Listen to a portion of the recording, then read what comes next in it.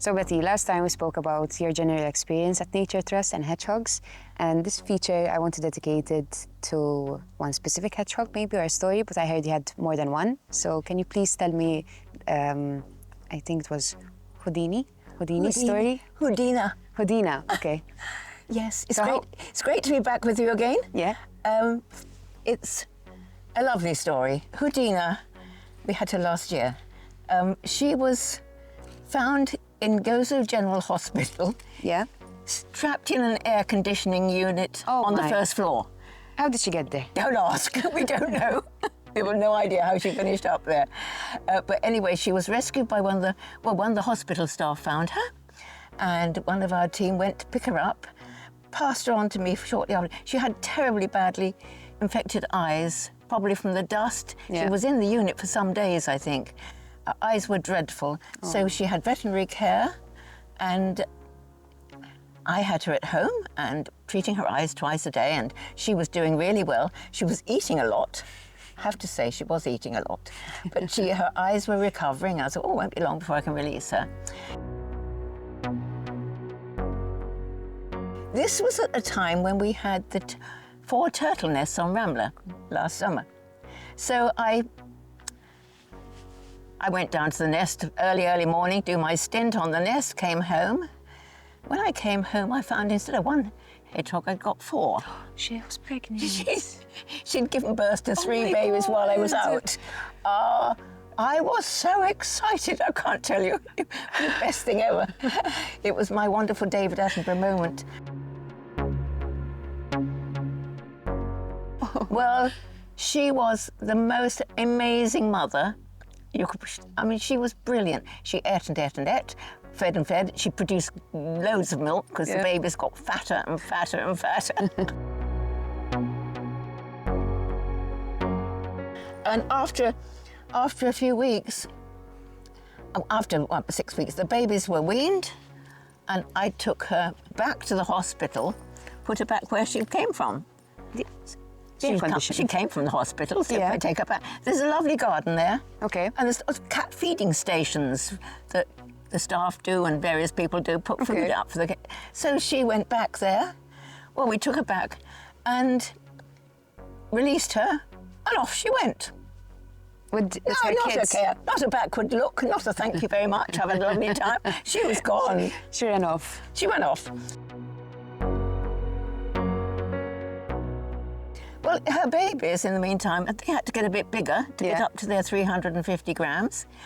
But I had really introduced them to lots of different food, including snails, greenery, fruit, vegetables, all sorts of things. So they had a very varied diet. So we didn't have the same issue as Mummy.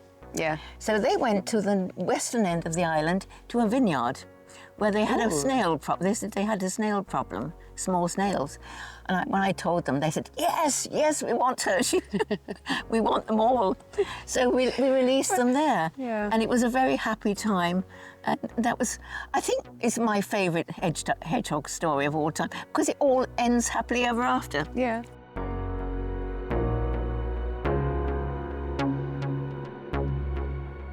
We've had a couple of others. One was Helly, another hedgehog. She was found in the watercourse just below Victoria, swimming. And apparently she was in there for hours. She couldn't get out. Yeah. So she was swimming round and round and round. Two of our team went there, intrepid ladies that they are. One of them climbed down a long ladder to get down to her and get her and fished her out with a net. They decided they wanted to take her to the vet. She's had a pretty harrowing time, hours and hours in the water.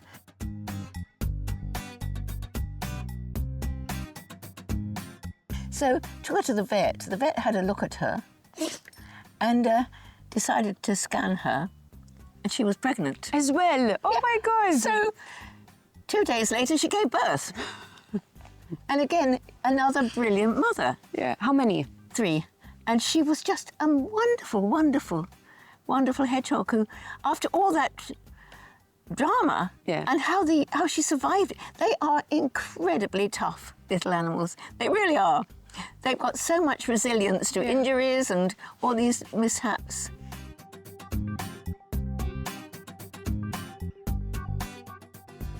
And now I'll mention the last one because I've talked a lot about strimming.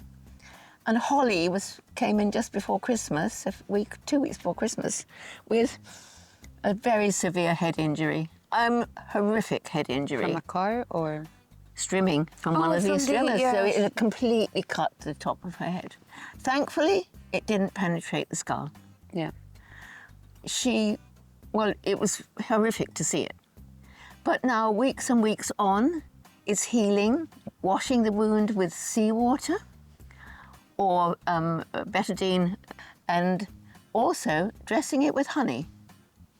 And it's been making an incredible difference. The honey seems to be really, really doing the job. It's very healing. Yeah. And I don't know how long it's going to take. That's going to be probably at least another month or so. But it's a lovely story that she is going so well. Yeah, considering what a big injury. A huge injury. And this is why we're all of us so passionate about this strimming and and spreading the word to just use it a bit more sensibly, take a bit more care of the wildlife. So that's our hope, is that she will be released in the not too distant future. So is Holly here currently or at the vet? No, Holly's with one of our carers in Gozo. Okay. Sorry, I have to speak about Gozo because I live in Gozo, but we're all doing the same job. I mean, the band in Malta, there's an incredible bunch of volunteers in Malta. Yeah. We're a little tiny band in Gozo, but we're all doing the same, Yeah. doing our best for them. Thank you so much, Betty.